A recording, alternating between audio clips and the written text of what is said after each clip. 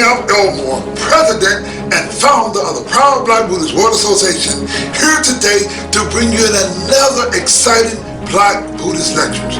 We at the Proud Black Buddhist World Association are not only the Black Buddhist force in America, we are the Black Buddhist force in the world, and we are the only Black Buddhist organization in the world that do not have Asian Buddhist masters.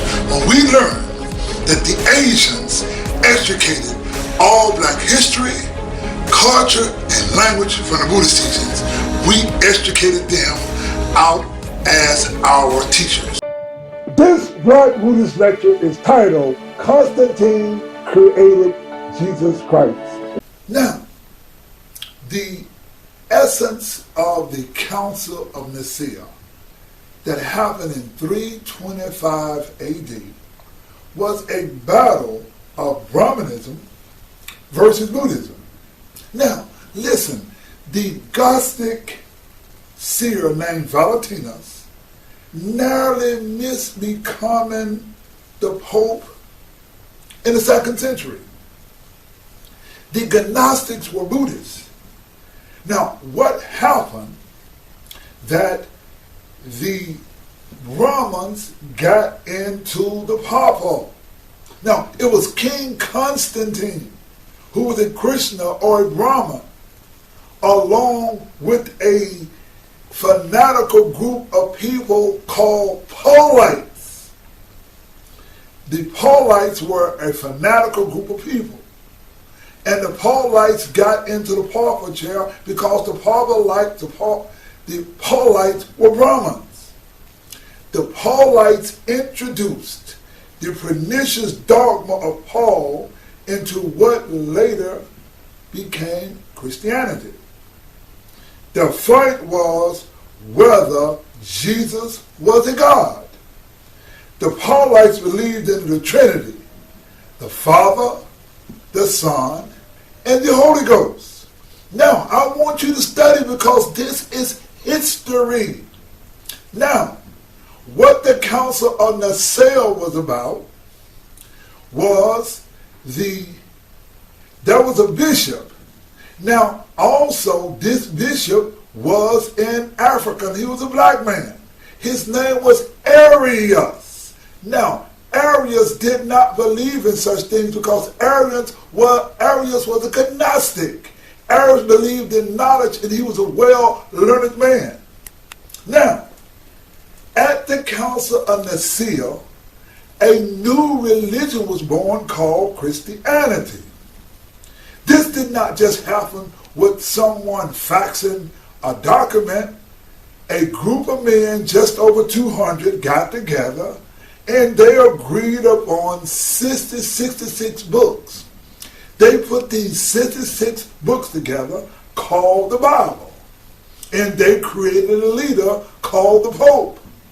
They gave this Pope an aura of infallibility, and this is how the Christian religion was born.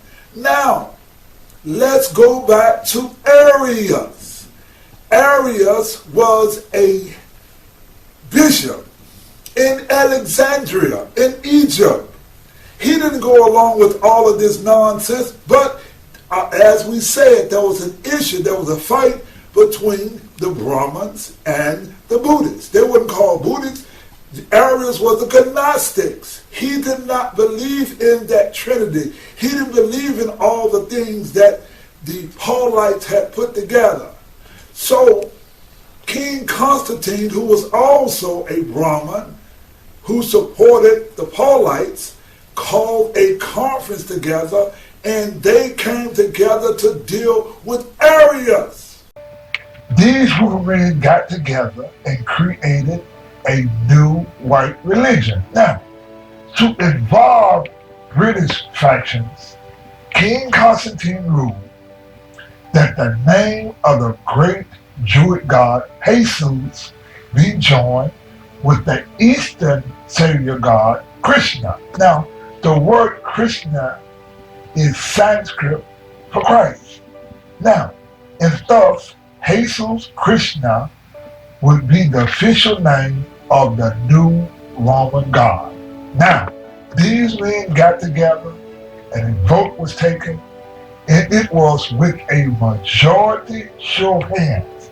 It was a close vote, 161 votes to 157, that both deities become one god. Following long-standing heathen custom, Constantine used the official gathering and the Roman decree to legally deify two deities as one, and did so by democratic consent. The new god was proclaimed and officially ratified by Constantine.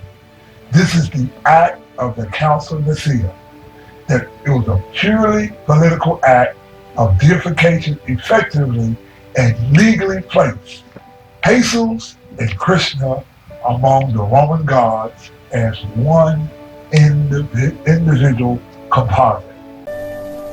Thank you very much. All ancient icons show a simple fact. They all show that the Buddha was black. I believe in facts and Nicaea was wrong. Buddha was no Arian. This song saw the history by those who rewrite history. Brothers and sisters, there's something to understand. It was 1,000 years after Buddha's death, his teaching right in Japan. Let me tell you something that makes sense. The Buddha's teachings did not start in the Orient.